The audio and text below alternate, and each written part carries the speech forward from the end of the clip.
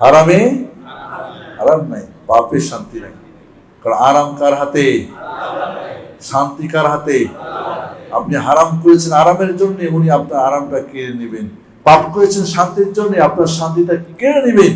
Oman আ'রাদা আন যিকরি ফাইন্না লাহু মাঈশাতান দানকা, যে আমি আল্লাহর জিকির থেকে সরে যাবে, ডানে বামে যাবে, তার জীবনটাকে দুঃখের দাবানলে দাও দাও করে জ্বালাবো। কোন সুযোগ হবে তার?